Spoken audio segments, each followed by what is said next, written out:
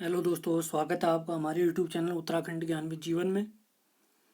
तो आधुनिक Bharat practice set series को आगे बढ़ाते हुए आज हम देखेंगे आधुनिक भारत प्रैक्टिस सेट नंबर 6, जिसके तहत हमने जो जो टॉपिक कवर करे मैं उनके बारे में आपको बता देता हूँ। जिसमें गांधी युग यानी गांधी जी का सामान्य परिचय और उनके महत्वपूर्ण आंदोलन, जिसमें चंपारण आंदोलन, अहमदाबाद मजदूर आंदोलन, खेड़ा आंदोलन, रॉलेट एक्ट के बारे में देखेंगे, जलियांवाला बाग हत्याकांड देखेंगे, हंटर कमेटी देखेंगे, तहकीकात कमेटी देखेंगे। ये सारी जानकारी हम प्रश्नों के माध्यम से पूरा समझाएंगे। रात 8 बजे हमारी प्रैक्टिस सेट चलती है। आज हमारा आधुनिक भारत का प्रैक्टिस सेट है और सुबह 10 बजे हमारी परीक्षा वाणी के चैप्टर चलते हैं, जिसमें चैप्टर नंबर 11 से 17 तक हमारे समाप्त हो चुके हैं। चैप्टर नंबर 18 का भाग 1 कंप्लीट हो चुका है। कल हमारे परीक्षा वाणी का चैप्टर नंबर 18 का भाग 2 आएगा और कल रात 8 बजे हम उत्तराखंड का प्रैक्टिस सेट देखेंगे। उत्तराखंड परीक्षा वाणी का चौथा प्रैक्टिस सेट यानी चैप्टर नंबर 14, ऊर्जा संसाधन। तो सभी लोग तैयार रहें और अभी पूछे गए सवालों के जवाब जरूर दें। यहाँ पर साथ में मैंने सिलेबस भी अटैच किया हुआ है। अगर सिलेबस में देखें, देखिए, गांधी युग, क्रांतिकारी आंदोलन, रॉलेट अधिनियम, जलियांवाला बाग हत्याकांड, खिलाफत आंदोलन, ये सारे हमारे सिलेबस में दिए हुए टॉपिक हैं। तो सिलेबस के अकॉर्डिंग ही हम चलेंगे। तो पहला सवाल देखते हैं। पहला सवाल है, महत्वपूर्ण सवाल है, मोस्ट इंपॉर्टेंट सवाल। गांधी जी किस वर्ष दक्षिण अफ्रीका गए थे? गांधी जी किस वर्ष दक्षिण अफ्रीका गए? 1890, 1893, 1888 या इनमें से कोई नहीं? 1890, 1893, 1888 या इनमें से कोई नहीं? सभी लोग जवाब देंगे।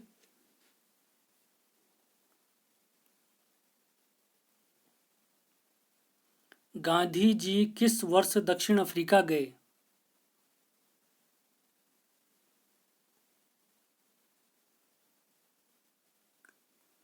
तो पहले सवाल का सही जवाब है गांधी जी दक्षिण अफ्रीका गए 1893 में। अब क्यों गए, क्या गए, ये सारी जानकारी हम देखने वाले हैं। तो ये सारे पॉइंट जो जो मैं आपको बताऊंगा उसके बारे में देखेंगे। तो गांधी जी के बारे में सामान्य जानकारी देखते हैं, उसके बाद सारी कहानी देखेंगे। तो गांधी जी का जन्म अगर पूछेंगे तो गांधी जी का जन्म है 2 अक्टूबर 1869 को गुजरात के पोरबंदर में, पोरबंदर नामक जगह पे। इनके पिताजी का नाम करमचंद गांधी, गांधी जी के पिताजी का नाम करमचंद गांधी और माता जी का नाम पुतलीबाई। गांधी जी की पत्नी का नाम कस्तूरबाई, जिनको कस्तूरबा भी कहा जाता है। और गांधी जी के टोटल 4 पुत्र थे और एक इनके दत्तक पुत्र यानी गोद लिए हुए पुत्र थे। तो गांधी जी के जो 4 पुत्र हैं उनको देखते हैं। MDHR,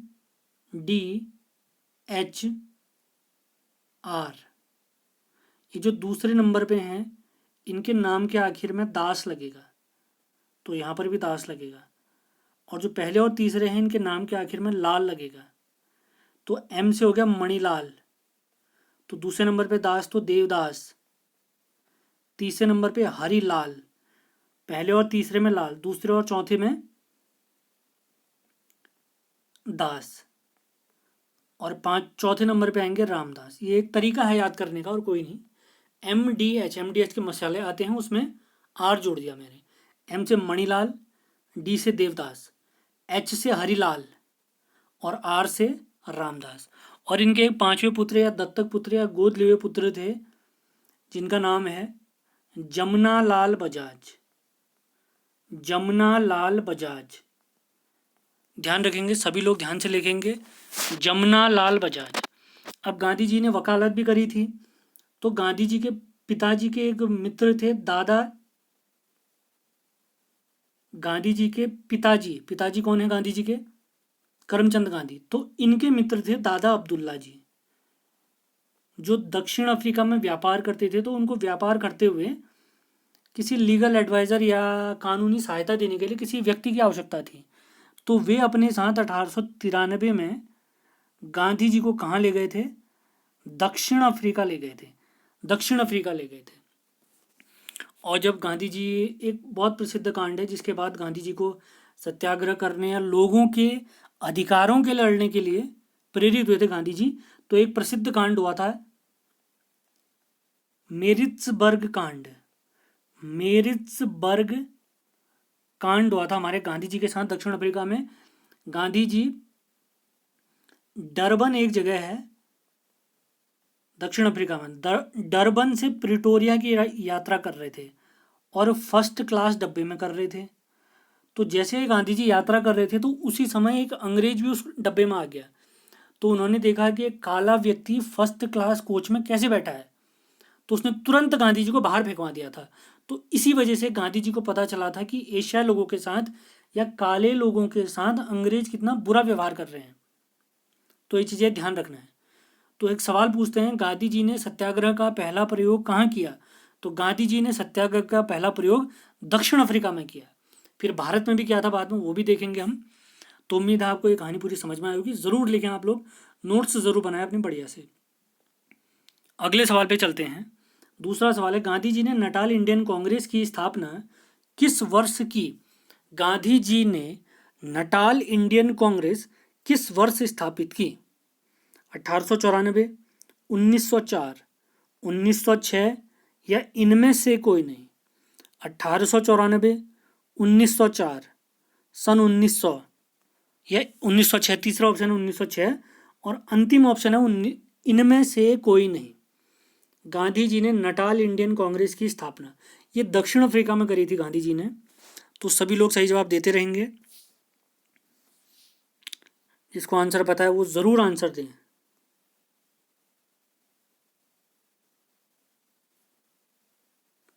नटाल इंडियन कांग्रेस, तो इसका सही जवाब है गांधी जी ने नटाल इंडियन कांग्रेस की स्थापना करी 1894 में।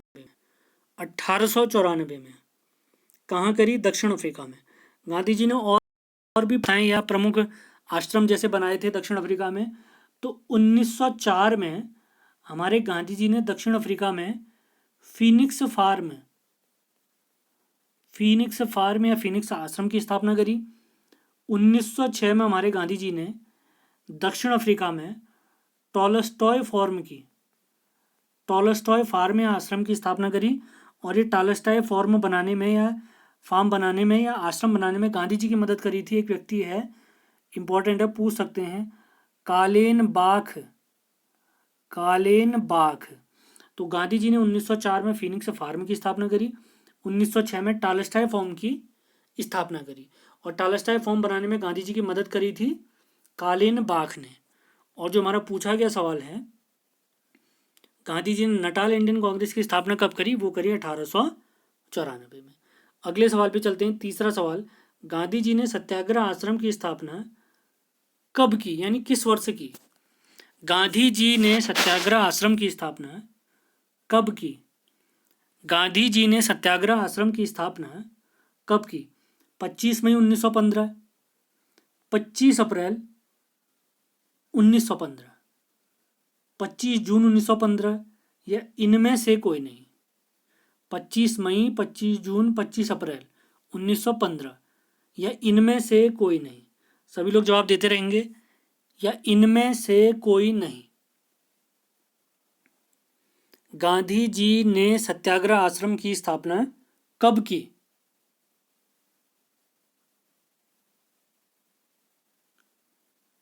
तो तीसरे क्वेश्चन का सही जवाब है गांधी जी ने सत्याग्रह आश्रम की स्थापना 25 मई 1915 को की।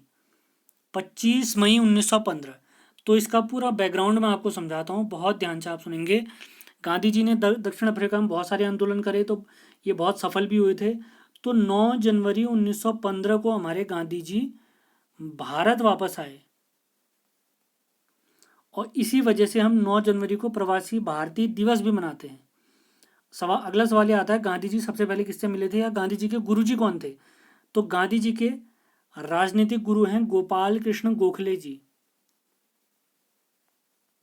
इन्हीं के कहने पर गोपाल कृष्ण गोखले जी ने कहा था, अगर आपको भारत में भी सत्याग्रह करना है पहले भारत को तो जानिए।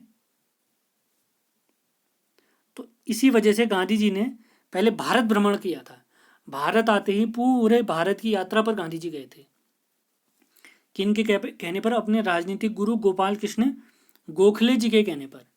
अब ये जो सत्याग्रह आश्रम है, इसकी थोड़ी कहानी अगर मैं बताऊं, इसकी स्थापना 25 मई 1915 को अहमदाबाद में हुई। अहमदाबाद में एक जगह है कोचरब, कोचरब। फिर क्या हुआ, इसको स्थानांतरित करा हमारे गांधी जी ने 17 जून 1917 को। ये जो गांधी जी का सत्याग्रह आश्रम था, ये साबरमती नदी के तट पर आ गया। साबरमती नदी के तट पर आ गया, अहमदाबाद में ही है ये जगह भी। तो इसी वजह से इस आश्रम को साबरमती आश्रम भी कहा जाता है। साबरमती आश्रम। आपने एक कहानी भी सुनी होगी, ये कविता जैसी भी सुनी होगी महात्मा गांधी से, दे दी हमें आज़ादी बिना खड्ग बिना ढाल, साबरमती के संत तूने कर दिया कमाल। तो ध्यान रखना है, साबरमती जो आश्रम है गांधी जी का, शुरुआत में इसका नाम था सत्याग्रह आश्रम, जिसकी स्थापना कब हुई थी, 25 मई 1915। ठीक 2 साल बाद, लगभग 2 साल बाद, 17 जून 1917 को इस आश्रम को शिफ्ट किया गया साबरमती नदी के तट पर, अहमदाबाद में ही। इसी वजह से इसका नाम चेंज होकर क्या हो गया सत्याग्रह आश्रम का, साबरमती आश्रम, 25 मई 1915। अगले सवाल पे चलते हैं। गांधी जी ने भारत में सत्याग्रह का प्रयोग सर्वप्रथम किस वर्ष किया, 1915, 1917, 1918 या इनमें से कोई नहीं। गांधी जी ने भारत में पहली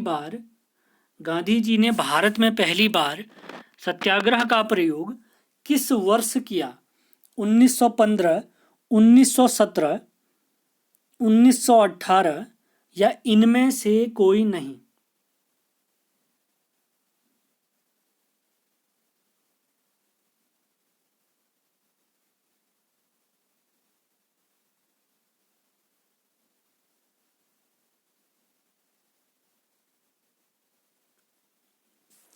तो चौथे क्वेश्चन का सही जवाब है, गांधी जी ने भारत में पहली बार सत्याग्रह का प्रयोग, सभी लोग जवाब देते रहे, सत्याग्रह का पहला प्रयोग गांधी जी ने किया था 1917 में, चंपारण आंदोलन के दौरान।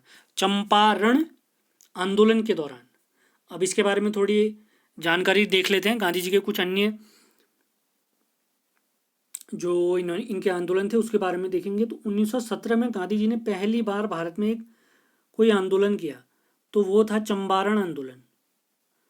तो यहीं गांधी जी ने सत्याग्रह का प्रयोग किया था। ये जगह कहाँ पर स्थित है अगर पूछेंगे, तो चंपारण ये जगह है बिहार में। ये आंदोलन क्यों हुआ था अगर इसके बारे में देखें, तो यहाँ पर जो नील के किसान थे उनको ज़बरदस्ती नील की खेती कराई जाती थी, यानी उन्हें नील की खेती करनी ही पड़ती थी। ये जो नील की खेती नहीं करनी पड़ती थी, इस खेती को जिसके तहत इनको करनी पड़ती थी, वो पद्धति थी 3 कठिया पद्धति। 3 कठिया पद्धति। 3 कठिया पद्धति का क्या मतलब है, 3/20 भाग पर, माना किसी के पास 20 खेत हैं तो उसको 3 खेतों पर सिर्फ नील की खेती ही करनी पड़ेगी, और टैक्स तो देना ही पड़ता था। अब समस्या हो क्या रही थी, नील की खेती करने पे नुकसान ये होता है कि अगर आपने नील की खेती अपने खेतों में कर ली है तो कुछ सालों तक अन्य फसल उस पर उग ही नहीं सकती है। तो इसकी वजह से क्या हो रहा था, भारतीय किसानों को बहुत नुकसान हो रहा था। अब उन्हें टैक्स जमा करना होता था, दूसरी खेती वो कर नहीं सकते थे। और अगली चीज़ ये भी हो रही थी, रासायनिक रंग भी आ गए थे। अब जो केमिकल कलर होते हैं वो भी आ गए थे, जिसकी वजह से नील की खपत भी कम होने लग गई थी। तो इसकी वजह से ज़बरदस्ती लोगों से टैक्स वसूला जा रहा था अंग्रेजों के द्वारा। तो गांधी जी ने यहाँ आंदोलन किया था। एक व्यक्ति थे हमारे राजकुमार शुक्ल जी, इनके कहने पर गांधी जी चंपारण आए थे, और गांधी जी के प्रयासों से, गांधी जी की लीडरशिप और लोगों के प्रयासों से यह आंदोलन सफल हुआ था। चंपारण आंदोलन सफल हुआ था, और जो जनता से लगभग 25% से ज़्यादा एक्स्ट्रा टैक्स वसूला गया था उसको सभी को वापस भी किया गया था। तो गांधी जी की पहली सफलता या पहला आंदोलन भारत में चंपारण आंदोलन। पहली बार गांधी जी ने यहाँ सत्याग्रह का भी प्रयोग किया। एक सवाल ये पूछते हैं, ध्यान रखना आप लोगों ने, ये जो चंपारण आंदोलन था इसका विरोध किस व्यक्ति ने किया था। एक प्रसिद्ध व्यक्ति हैं, ये भी इनका नाम मैं बता देता हूँ, NG रंगा। NG रंगा नाम के व्यक्ति ने चंपारण आंदोलन का विरोध किया था, ये ध्यान रखना है आपने। अब गांधी जी का अगला आंदोलन देखते हैं जो बहुत प्रसिद्ध है, अहमदाबाद मजदूर आंदोलन। अहमदाबाद मजदूर आंदोलन 1918, ये गांधी जी का अगला आंदोलन है। हो क्या रहा था, जो मिल मालिक थे वो वर्करों को प्लेग बोनस देना नहीं चाह रहे थे। उन्होंने प्लेग बोनस देना था वर्करों को लगभग 35% के आसपास। तो यहाँ पर क्या हुआ, यहाँ पर फिर से हमारे गांधी जी आए। पहली बार गांधी जी ने यहाँ पर भूख हड़ताल करी मिल मालिकों के खिलाफ, और गांधी जी के प्रयासों से यह आंदोलन भी सफल रहा। अब दो महत्वपूर्ण सवाल बनते हैं। ये जो अहमदाबाद मजदूर आंदोलन था, इसमें गांधी जी के सहयोगी कौन थे और विरोधी कौन थे? तो गांधी जी के सहयोगी थी अनुसुईया बेन। अहमदाबाद मिल मजदूर आंदोलन 1918, गांधी जी के सहयोगी थी अनुसुईया बेन, और गांधी जी का विरोधी यानी जिन्होंने इस आंदोलन का विरोध किया था वो महत्वपूर्ण व्यक्ति हैं अंबालाल साराभाई। अंबालाल साराभाई, ध्यान रखेंगे सभी लोग। गांधी जी के सहयोगी अनुसुईया बेन, विरोधी अंबालाल साराभाई। एक और महत्वपूर्ण आंदोलन देखते हैं हमारे गांधी जी का, ध्यान देंगे सभी लोग। प्रश्नों के साथ साथ एडिशनल जितने फैक्ट हो सकते हैं, जितनी कहानी है, जितने टॉपिक है, वो सारे समझा रहा हूं मैं। अगला महत्वपूर्ण आंदोलन है खेड़ा आंदोलन गुजरात का। ये भी 1918 का है। यहाँ पर क्या है, किसानों से एक्स्ट्रा टैक्स वसूला जा रहा था, इसके विरोध में खेड़ा आंदोलन हुआ था। और गांधी जी के सहयोगी थे यहाँ पर विट्ठल भाई पटेल। और गांधी जी और विट्ठल भाई पटेल और लोगों के सहयोग से यह आंदोलन भी सफल रहा था। विट्ठल भाई पटेल, ध्यान देंगे। तो चंपारण आंदोलन 1917, अहमदाबाद मजदूर आंदोलन 1918, खेड़ा आंदोलन 1918। चंपारण बिहार में, अहमदाबाद गुजरात में, खेड़ा भी गुजरात में। उम्मीद है सारे पॉइंट आपको समझ में भी आए होंगे, आपने नोट्स जरूर बनाए होंगे। अगले सवाल पे चलते हैं। गांधी जी द्वारा दक्षिण अफ्रीका में शुरू किया गया पत्र या मैगजीन, उसका नाम क्या है? Indian franchise, Indian home rule, Indian opinion, या इनमें से कोई नहीं। रिपीट करते हैं, Indian franchise, Indian home rule, Indian opinion, या इनमें से कोई नहीं। सभी लोग जवाब देंगे। Indian franchise, Indian home rule, Indian opinion, या इनमें से कोई नहीं। तो पांचवें सवाल का सही जवाब है गांधी जी द्वारा दक्षिण अफ्रीका में शुरू किया गया एक पत्र है इंडियन ओपिनियन। हिंदी में इसको कहेंगे तो भारतीयों की राय। अब गांधी जी के कुछ अन्य पत्रों और महत्वपूर्ण किताबों के बारे में आपको बताते हैं। तो कॉपी पेन पकड़ लीजिए और सारे नोट्स बनाने स्टार्ट कर दीजिए। गांधी जी के अन्य पत्र अगर मैं बताऊं आपको, सबसे पहला है नवजीवन। अन्य पत्रों में अगला पत्र है नवजीवन। नवजीवन के बाद है young India, most important young India. Young India के बाद है हरिजन, गांधी जी का पत्र। अगला है हरिजन बंधु, हरिजन बंधु। और अगला है हरिजन सेवक। गांधी जी के पत्रों के बारे में फिर से रिपीट कर देता हूं। इंडियन ओपिनियन तो है ही, नवजीवन, यंग इंडिया, हरिजन, हरिजन बंधु और हरिजन सेवक। अब गांधी जी की प्रमुख बुक्स के बारे में देखते हैं। गांधी जी की प्रमुख बुक्स देखते हैं। सबसे पहले London guide, London guide, Indian franchise, London guide के बाद इंडियन फ्रेंचाइज। अगली है a guide to health, a guide to health. अगली है गांधी जी की महत्वपूर्ण किताब, most important, Indian home rule, या इसको हिंदी में हिंद स्वराज भी कहते हैं। हिंद स्वराज, इस पुस्तक का नाम इंडियन होम रूल भी है। अगली किताब है गांधी जी की माई अर्ली लाइफ, माई अर्ली लाइफ। अगली किताब है हमारे गांधी जी की माई चाइल्डहुड, चाइल्डहुड माने बचपन, माई चाइल्डहुड।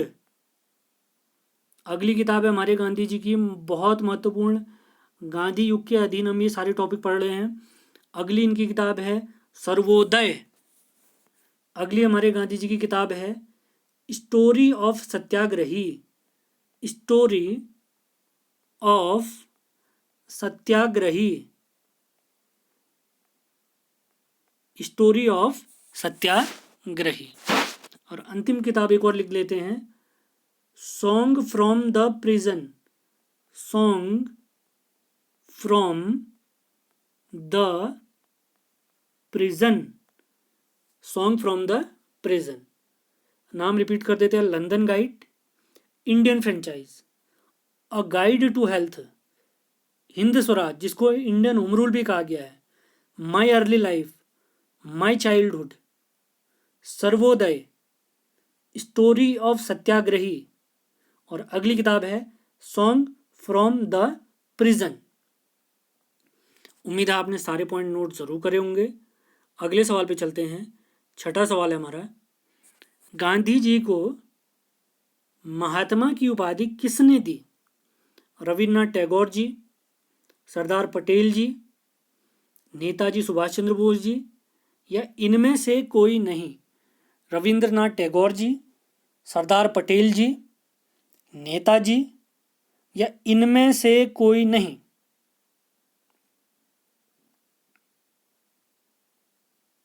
सभी लोग जवाब देते रहेंगे।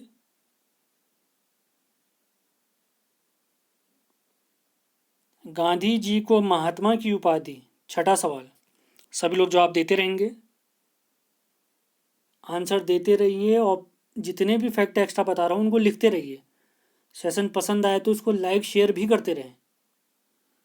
तो गांधी जी को महात्मा की उपाधि दी है हमारे रविंद्रनाथ टैगोर जी ने, रविंद्रनाथ टैगोर जी ने।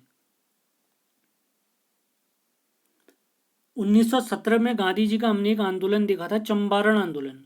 उसी आंदोलन में गांधी जी के प्रदर्शन से खुश होकर या गांधी जी की लीडरशिप को देखकर हमारे रविंद्रनाथ टैगोर जी ने गांधी जी को महात्मा की उपाधि दी थी। ध्यान देंगे। अब कुछ जानकारी मैं आपको टैगोर जी के बारे में देना चाह रहा हूँ, तो सभी लोग फिर से कॉपी और पेन पकड़ लीजिए और लिखना स्टार्ट करें।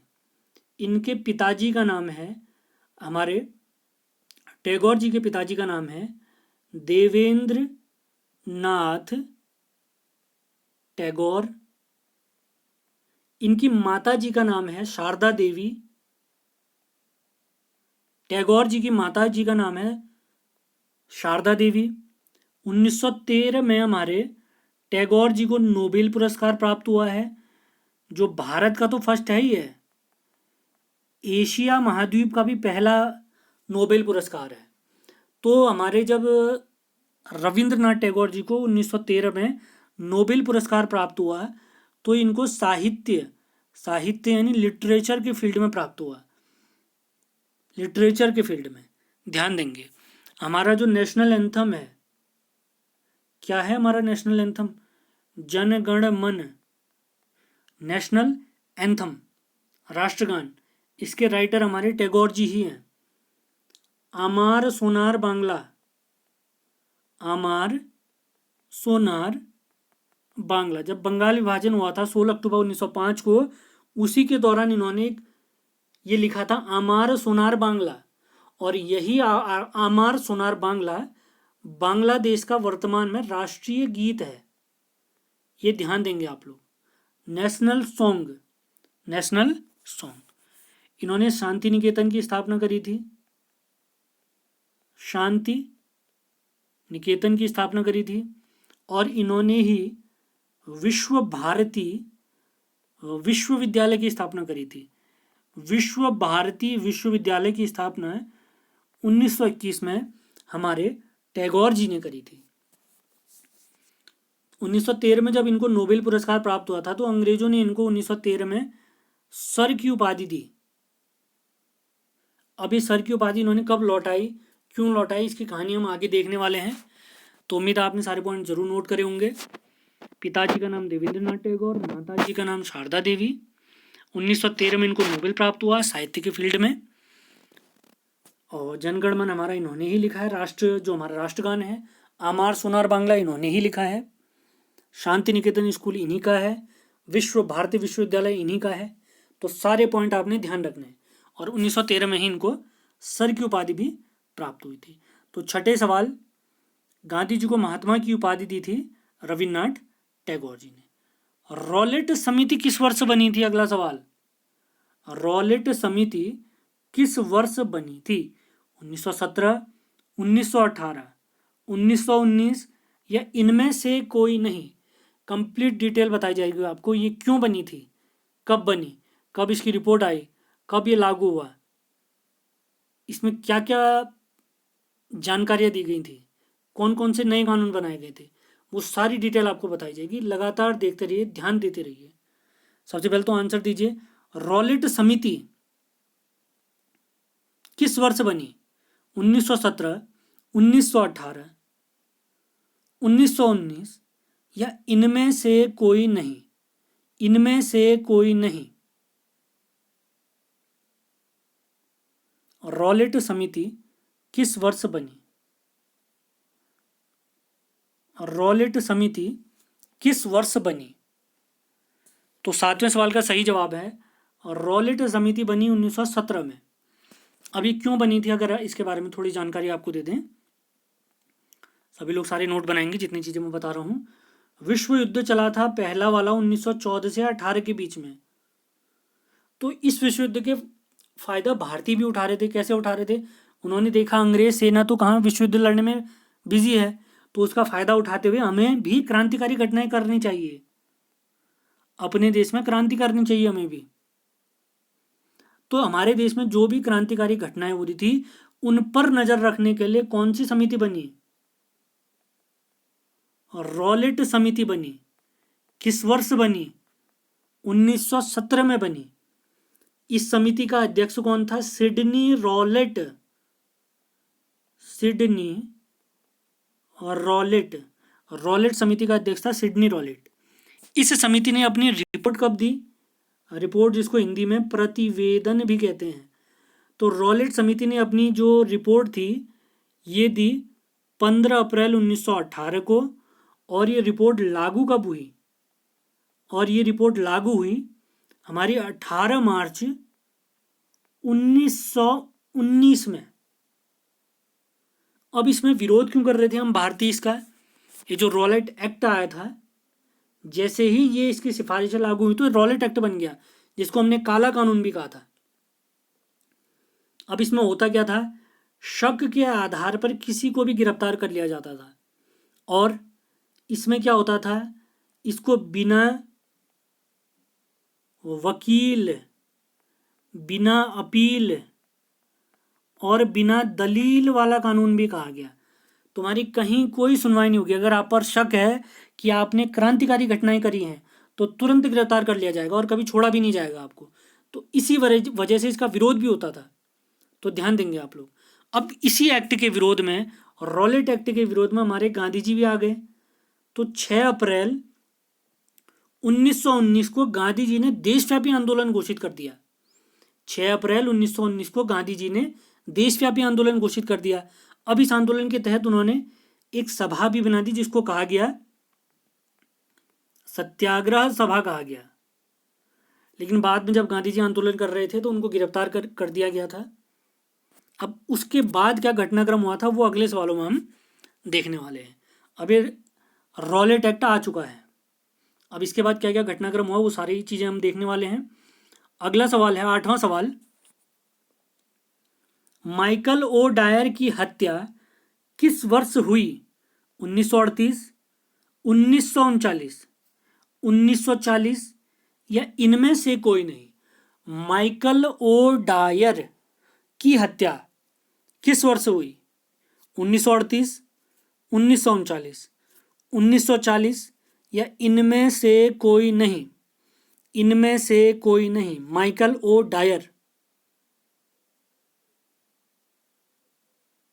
सभी लोग जवाब देते रहेंगे।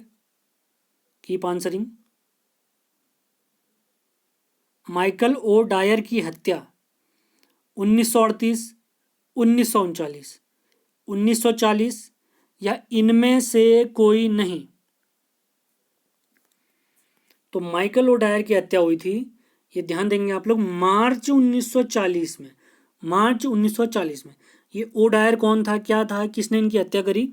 अब हम देखेंगे जलियांवाला बाग हत्याकांड। रॉलेट एक्ट आ गया था, आपको पता चल गया था पिछले सवाल में।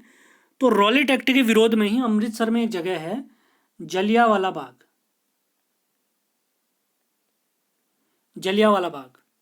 तो वहां पर लोग शांतिपूर्ण आंदोलन करना चाह रहे थे। लेकिन उससे पहले की थोड़ी जानकारी आपको दे देते हैं। तो जलियांवाला बाग ये जो क्षेत्र है अमृतसर में, ये तो हम जानते ही हैं। तो आपको ध्यान रखेंगे 9 अप्रैल की बात अगर आपको बताएं, जलियांवाला बाग हत्याकांड 13 अप्रैल 1919 को हुआ है। तो 9 अप्रैल तक ये जो हमारा अमृतसर शहर था, इसका कार्यभार था lieutenant governor Michael O'Dwyer के हाथों में। माइकल ओ डायर के हाथों में। अब जनता ने कह दिया हम रॉलेट एक्ट का विरोध करने वाले हैं। तो इसके तुरंत बाद 10 अप्रैल को 10 अप्रैल 1919 को अमृतसर शहर की कमान ये दे दी गई ओ डायर के हाथों में। ओ डायर के हाथों में। ध्यान देंगे आप लोग। सॉरी, आर डायर के हाथों में। ओ डायर तो ऊपर वाला है, ये दो डायर हैं, इस वजह से थोड़ा कंफ्यूजन हो जाता है। शुरुआत का जो डायर है lieutenant governor Michael O'Dwyer, और 10 अप्रैल को अमृतसर शहर की कमान किसके हाथों में दी गई? R Dyer. इसका नाम है रेजिनाल्ड, रेजिनाल्ड डायर। अब रॉलेट एक्ट के विरोध में दो प्रमुख नेताओं की गिरफ्तारी हो गई थी हमारे अमृतसर में। उनके नाम है डॉक्टर सत्यपाल और सैफुद्दीन सैफुद्दीन किचलू। इनकी गिरफ्तारी हो गई थी। इससे लोग और आक्रोशित हो गए थे। तो उसके बाद लोगों ने निर्णय लिया कि हम 13 अप्रैल 1919 को जनसभा करेंगे जलियांवाला बाग में। जलियांवाला बाग में। और जब लोग जनसभा कर रहे थे शांतिपूर्ण, तो आर डायर ने गोलियां चला दी, जनता पर गोलियां चला दी, जिसमें हजारों लोग मारे गए। हजारों लोग मारे गए। और जो माइकल ओ डायर की हत्या हुई वो पहले था एलजी। तो ओ डायर की हत्या करी है 1940 में। किसने करी है? उधम सिंह जी ने। जिसने गोलियां चलवाई उसकी हत्या नहीं हुई है, ध्यान देंगे आप लोग। गोलियां आर डायर ने चलवाई हैं। गोलियां किसने चलवाई हैं? आर डायर ने। रेजिनाल्ड डायर, या पूरा नाम अगर इसका मैं बताऊं तो रेजिनाल्ड एडवर्ड हैरी डायर है इसका पूरा नाम। और ये जब ये हत्याकांड हुआ था तो इससे ही आहत होकर, इसी हत्याकांड से आहत होकर हमारे टैगोर जी को जो 1913 में सर की उपाधि दी थी अंग्रेजों ने, उन्होंने 1919 में सर की उपाधि भी त्याग दी थी। एक प्रसिद्ध व्यक्ति हैं जिनको दीन बंधु कहा जाता है, दीन बंधु CF एंड्यूज। तो इनका एक प्रसिद्ध कथन है जलियांवाला बाग हत्याकांड के बारे में। इन्होंने कहा था यह जानबूझकर की गई हत्या है। जानबूझकर की गई हत्या है। ये ध्यान देंगे आप सभी लोग। जितने फैक्ट मैंने बताए हैं, आर डायर कौन है, ओ डायर कौन है, गोलियां चलवाई थी आर डायर ने, ओ डायर उस समय तक हट चुका था। अगले सवाल पे चलते हैं। अब हट चुका था इसका मतलब ये नहीं अंग्रेज तो क्रूर थे, ये चीज़ आपने ध्यान रखनी है। अगले सवाल पे चलते हैं। तहकीकात कमेटी के अध्यक्ष गांधी जी, नेहरू जी, मदन मोहन मालवीय जी, या इनमें से कोई नहीं? तहकीकात कमेटी के अध्यक्ष बताइए। गांधी जी, नेहरू जी, मदन मोहन मालवीय जी, या इनमें से कोई नहीं? सभी लोग जवाब देंगे।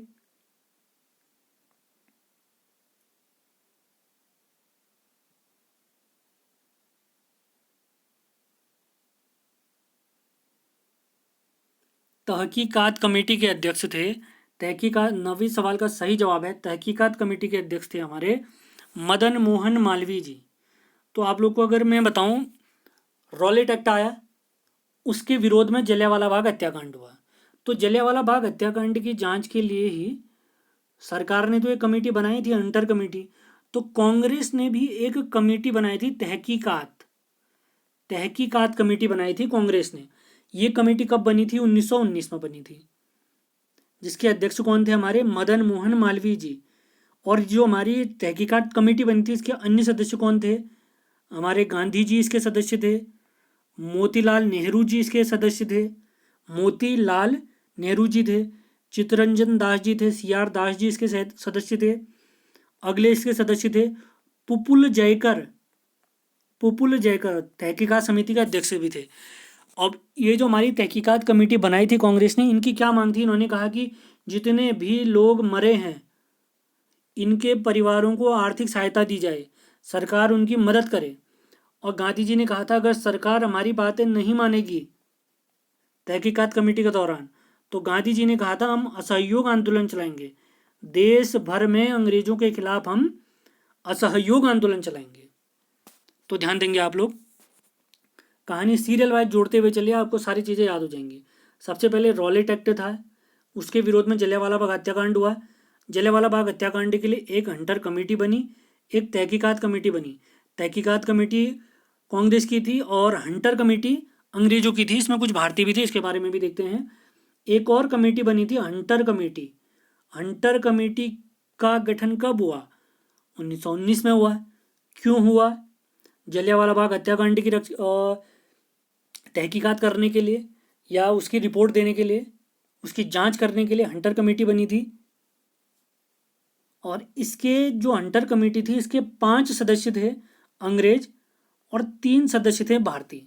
अब ऑब्वियस बात है, अंग्रेजों की बात मानी जाएगी। अब ये रिपोर्ट, इनकी रिपोर्ट कब आई थी अगर पूछेंगे, तो हंटर कमेटी की रिपोर्ट आई थी मार्च 1920 में, और सभी को निर्दोष घोषित किया गया था इसमें। यानी जो ये मामला था लोगों को मारने का, इसमें सिर्फ लीपापोती की गई, खाली लोगों को नॉर्मल सजा मतलब ना के बराबर कोई सजा दी गई। सजा के तौर पे आर डायर को क्या कर दिया गया? उसको अपने देश ब्रिटेन भेज दिया गया। लेकिन जैसे ही ब्रिटेन पहुंचा तो आर डायर को एक उपाधि दी गई, ब्रिटिश साम्राज्य का शेर। तो आप लोग समझ सकते हैं ये कमेटी कितनी सीरियस थी लोगों को सजा देने के लिए, दोषी लोगों को। ब्रिटिश साम्राज्य का शेर कहा गया इस आर डायर को। तो अगले सवाल पे चलते हैं। अब खिलाफत आंदोलन के बारे में सवाल आ जाएंगे। 10वां सवाल है, अखिल भारतीय खिलाफत कमेटी के पहले अध्यक्ष बताइए। अखिल भारतीय खिलाफत कमेटी के पहले अध्यक्ष बताइए। मौलाना मोहम्मद अली जिन्ना, शौकत अली, गांधी जी, या इनमें से कोई नहीं। अखिल भारतीय खिलाफत कमेटी के पहले अध्यक्ष बताइए। मोहम्मद अली जिन्ना, शौकत अली, गांधी जी, या इनमें से कोई नहीं।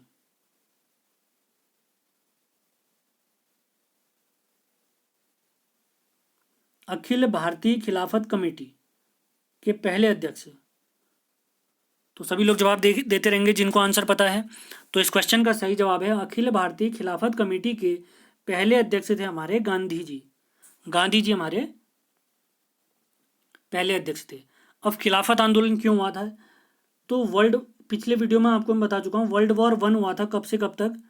1914 से 18 तक। तो जिसमें यूरोपीय जो आक्रमणकारी थे उन्होंने तुर्की पर आक्रमण कर दिया था। तुर्की में मुस्लिम धर्मगुरु, मुस्लिमों के सबसे बड़े धर्मगुरु खलीफा रहते थे। यानी जो तुर्की के शासक होते थे वही खलीफा होते थे।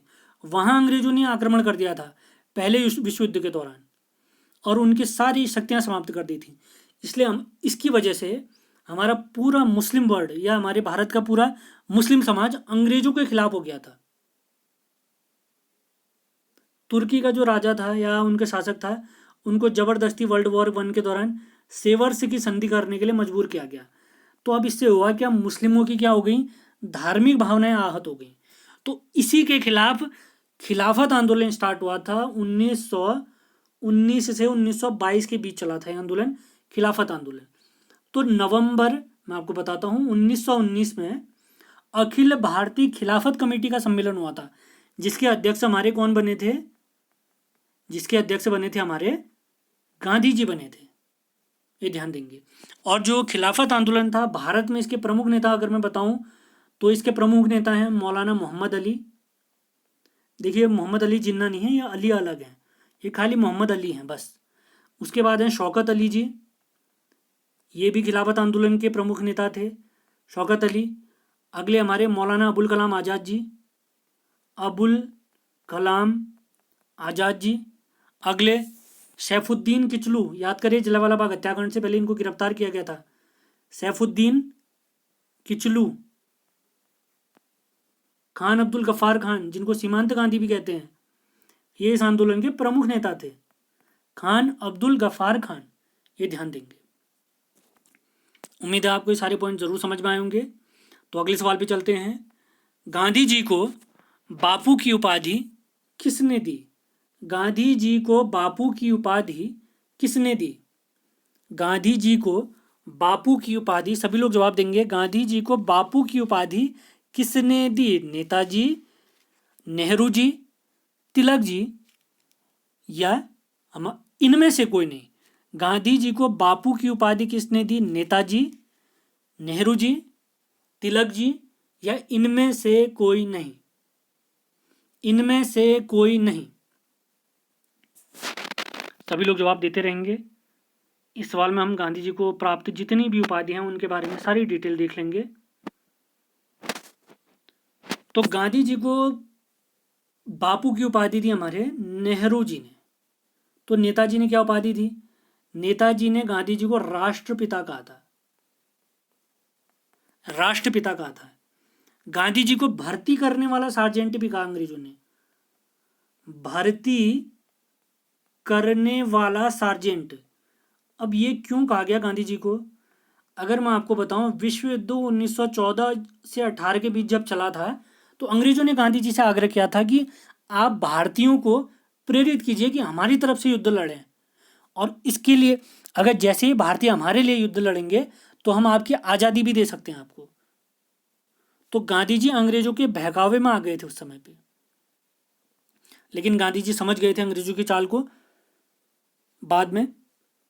तो प्रथम विश्व युद्ध में भारतीयों को ब्रिटिश सेना में शामिल करने के लिए गांधी जी ने काफ़ी प्रयास किए थे।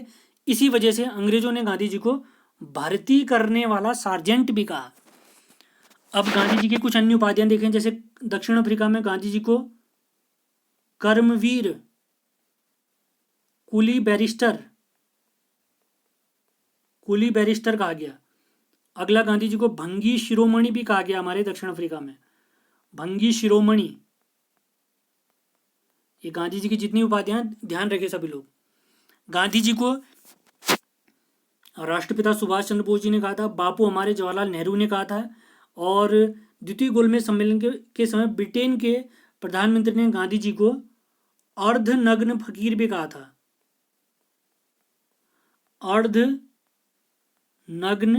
फकीर भी कहा था, ये ध्यान देंगे आप लोग। और जो भारत की आज़ादी के समय अंतिम गवर्नर जनरल था, कौन था ये आप लोग बताएंगे? भारत की आज़ादी के बाद जो अंतिम गवर्नर जनरल बना था अंग्रेज, उसका नाम क्या था वो आप बताएंगे। तो उसने भी गांधी जी को क्या कहा? वन मैन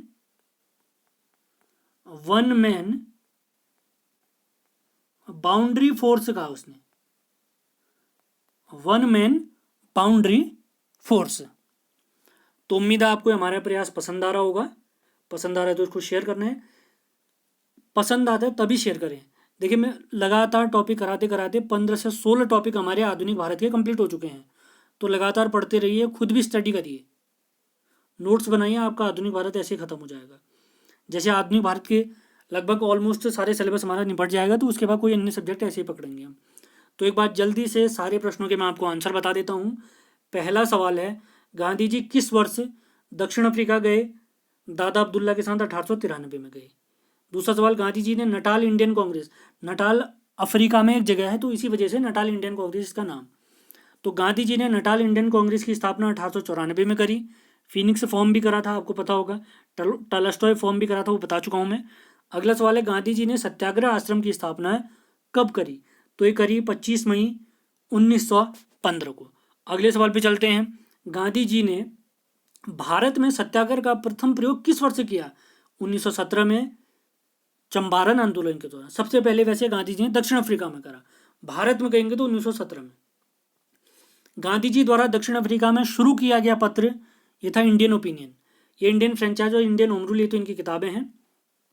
अगला प्रश्न, गांधी जी को महात्मा की उपाधि किसने दी? तो गांधी जी को महात्मा की उपाधि हमारे गुरुदेव रविंद्रनाथ टैगोर जी ने दी।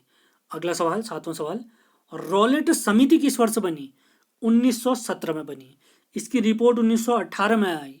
रॉलेट समिति की सिफारिश लागू हुई 1919 में। तो तीनों वर्ष आप ध्यान रखेंगे। समिति 17 में बनी, रिपोर्ट 18 में आई, लागू 1919 में। अगले सवाल पे चलते हैं। माइकल ओडायर की हत्या मार्च 1940 में उधम सिंह जी ने। तहकीकात कमेटी जलियांवाला बाग हत्याकांड की जांच के लिए कांग्रेस की एक समिति थी जिसके अध्यक्ष थे हमारे मदन मोहन मालवीय जी। अंतिम 2 सवालों को देखते हैं। अखिल भारतीय खिलाफत कमेटी के प्रथम अध्यक्ष हमारे गांधी जी थे। अगला सवाल, अंतिम सवाल, गांधी जी को बापू की उपाधि किसने दी? हमारे नेहरू जी ने। नेताजी ने किसकी उपाधि दी? राष्ट्रपिता की उपाधि दी। वन मैन बाउंड्री फोर्स अंतिम गवर्नर जनरल ने दी। अर्धनग्न फकीर ब्रिटेन के प्रधानमंत्री ने दी। तो सारे पॉइंट आप लोग जरूर नोट करें। वीडियो बहुत ध्यान से देखना है, समझ में नहीं आता तो एक बार और देख सकते हैं, कोई दिक्कत नहीं। लेकिन नोट्स जरूर बनाएं, प्रश्न जरूर शामिल करें। नोट्स बनाएं, आप खुद ही देख रहे होंगे, जो ध्यानपूर्वक पढ़ रहा होगा या जो अपने नोट्स बना रहा होगा उसको चेंज महसूस हो ही रहा होगा। तो कल सुबह मिलते हैं परीक्षा वाणी के अगले भाग चैप्टर नंबर 18 के दूसरे भाग के साथ। और कल रात 8 बजे हमारा उत्तराखंड परीक्षा वाणी चैप्टर नंबर 14 का प्रैक्टिस सेट होगा। तो सभी लोग तैयार रहें कल के लिए भी। धन्यवाद।